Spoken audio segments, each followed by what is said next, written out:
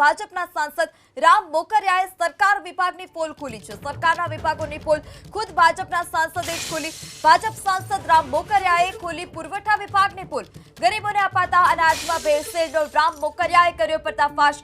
અનાજમાં ભેળસેળની તપાસ કરવા રામ મોકરિયાની માંગ। ખુદ ભાજપના સાંસદની માંગથી પુરવઠા વિભાગ પર અનેક સવાલ ઉઠ્યા છે। તો ભાજપના સાંસદ રામ મોકરિયા જેઓએ પોતે જ સરકારના વિભાગની પોલ ખોલી છે। ભાજપ સાંસદ રામ મોકરિયાએ પુરવઠા વિભાગની પોલ ખોલી। અનાજમાં ભેળસેળની તપાસ કરવા રામ મોકરિયાએ માંગ કરી છે। ગરીબોને અપાતા અનાજમાં ભેળસેળનો રામ મોકરિયાએ पर्दाफाश કર્યો છે અને હવે ભેળસેળની તપાસ છે કે નહીં, ભેળસેળ થાય છે કે નહીં તેને લઈ પણ તપાસ કરવા તેઓએ માંગ કરી। ત્યારે ખુદ ભાજપના જ સાંસદની માંગથી પુરવઠા વિભાગ પર અનેક સવાલ ઉઠ્યા।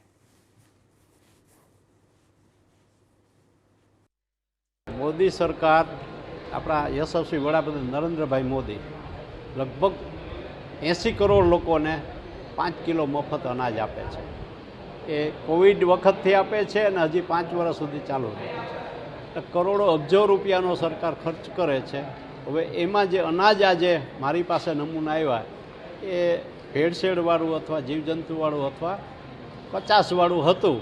એ મેં કલેક્ટરશ્રી અને પુરવઠા અધિકારીને બતાવ્યું છે કે આ ભેળસેળ ક્યાંથી થાય છે અને ચેક કરો। અને ગરીબ માણસોને મોદી સાહેબ જે મફત અનાજ આપે છે એ સારું ને ક્વોલિટીવાળું હોવું જોઈએ, નહીં કે એનાથી કોઈ બીમાર પડે।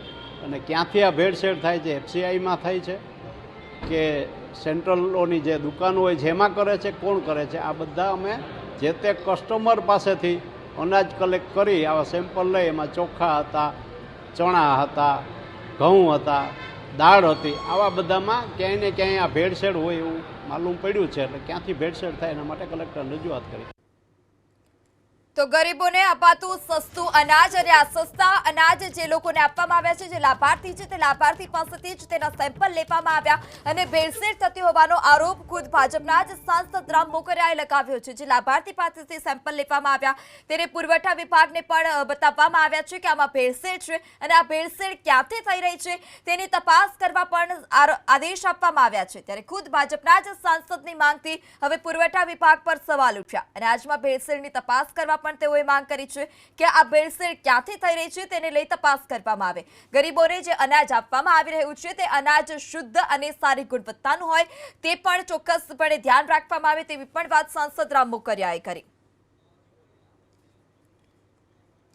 સસ્તા અનાજ એસોસિએશનના પ્રમુખ માવજીભાઈ રાખસિયા આપણી સાથે જોડાઈ ચૂક્યા છે। જે માવજીભાઈ, ભાજપના સાંસદ રામ મોકરિયાએ એવો આરોપ લગાવ્યો છે કે જે ગરીબોને અનાજ આપવામાં આવે છે તેમાં ભેળસેળ થઈ રહી છે, આપનું શું કહેવું છે? હા મેડમ, ભેળસેળના બાબત એવી છે કે ભેળસેળને એવી કોઈ બાબત તો જ્યારે મારા કોઈ ધ્યાનમાં આવે તો અમે અધિકારીઓને પણ જાણ કરીએ છીએ અને દુકાનદારો પણ એમાં ધ્યાન આપે છે। જ્યાં અમને એવું લાગે ત્યારે હું ધ્યાન દોરું। ધારો કે હાલો બરોબર, હાલો જી માવજીભાઈ, હાલો જી હાલો જી માવજીભાઈ, અવાજ આવી રહ્યો છે આપનો।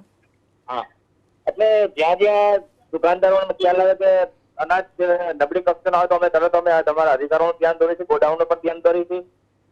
અને જયારે જેમ કે દાળ જે પ્લાસ્ટિકના પેકિંગમાં આવતી પ્લાસ્ટિકના પેકિંગમાં બંધ કરાવી છે અને લૂઝમાં આપો, જેથી પ્લાસ્ટિકના પેકિંગમાં દાળ બગડી જાય છે તો અમે લૂઝમાં આપવાની પણ વાત કરી છે। એટલે ક્યાંક ને ક્યાંક જે ઘઉં ક્યારેક એવા ખરાબ આવે તો અમે ધ્યાન દોરી, પણ હાલના તબક્કામાં એવો ક્યાંય એવો એટલો બધો ઇસ્યુ નથી કે આમાં હલકી કક્ષાનું આવતું હોય। જ્યારે આવે ત્યારે અમે અધિકારીનું ધ્યાન દોરીશું। જી માવજીભાઈ, તો આપ જણાવી રહ્યા છો કે જે સાંસદ ભાજપના સાંસદ રામ મોકરિયા છે તેઓએ જે આરોપ લગાવ્યા તે ખોટા છે? હા સાહેબની વાત સાચી છે। ક્યાંક ને ક્યાંક એવો બનાવ બનતો હોય છે ગુજરાતની અંદર તો ઇસ્યુ થતા હોય છે। એ વાત પણ સાચી, વાત સાથે સહમત છું કે ગુજરાતમાં ક્યાંક ને ક્યાંક આવો બનાવ બનતો હોય, ઇસ્યુ થતા હોય, સાહેબની વાતમાં સાથે સહમત છું। જી માવજીભાઈ, આપ એસોસિએશનના પ્રમુખ છો તો આપે અગાઉ આ અંગે રજૂઆત કરી છે ખરી? હાલો જી માવજીભાઈ, અવાજ આવી રહ્યો છે આપને મારો?